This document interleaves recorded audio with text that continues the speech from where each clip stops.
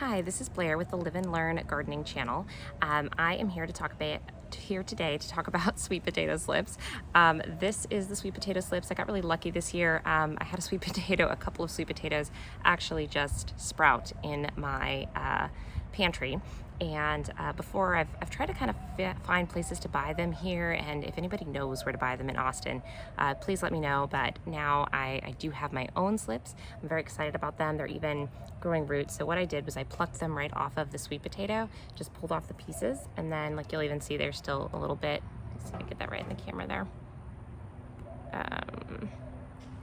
Little bit of sweet potato right there on the end, and that's just where I pulled it off. I basically just cut it off, the sweet potato, and then I stuck this in a big jar about halfway full of water, and I let it grow roots.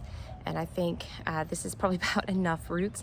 I'm not 100% sure. I don't 100% know what I'm doing here, but I've done this before where somebody had grown slips already. I will admit that the roots were all at the bottom and mine aren't. Mine are more all the way along. So what I'm probably gonna do is put this guy in the ground like this, and then let the top part stick out. I'll show you when I put it in the ground, but just kind of showing you what these different ones look like. There's quite a few roots on each one. That's why I've decided to plant them today. Also, it's a nice day for it. Oh, here's one actually where there's really two stuck together. So this is two separate slips. So I'm just gonna try to tear them apart here. See how this goes. There's roots all the way up, so it should be okay. I'm trying to be really gentle, not break the root system. There we go. So now I've got two more. I actually think this may be more than can fit in the space that I have for them, but pop these back in the jar, keep them moist, and we're gonna move over to the garden bed I'm gonna plant them in and go from there. All right, I'm gonna bring you in really close here. I'm just gonna clear this cover away. Actually, cover is great, but I have a major pill bug problem, and I'm actually just gonna take this and take it out of the garden for now.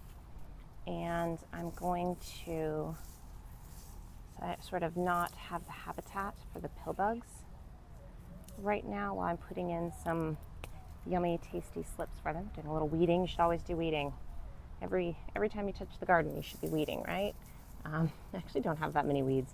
I think No Dig plus raised garden beds has actually made it so that I don't have a lot of weeds.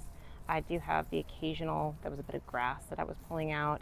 I have some wheat seed that got in with my straw mulch. So I've been dealing with weeds that I actually technically planted or put into my garden. But all I'm doing is preparing the space right now. I'm getting the mulch cover off, leveling out the ground, and I'll put this mulch cover back on once the plants are established. But just preparing the ground, getting it, you don't have to get every piece of covering off, but just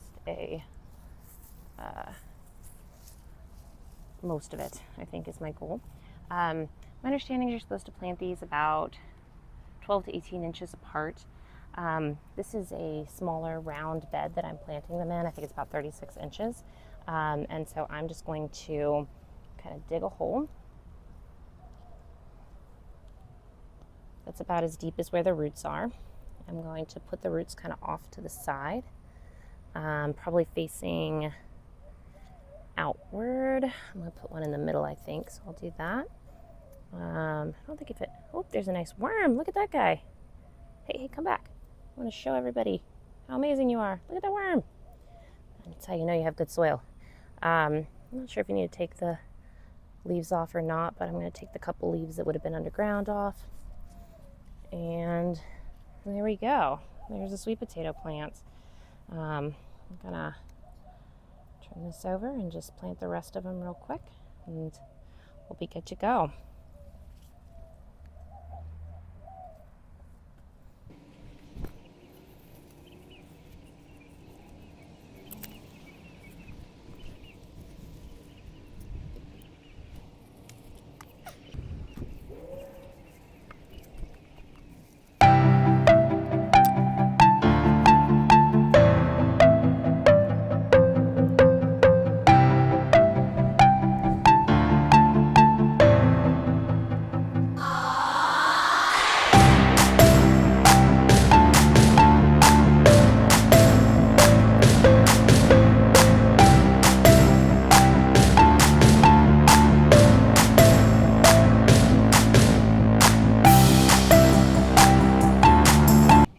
just wrapping up the last few here. Wanted to thank you for hanging out with me. Hope this gave you some good guidance on how to plant sweet potatoes.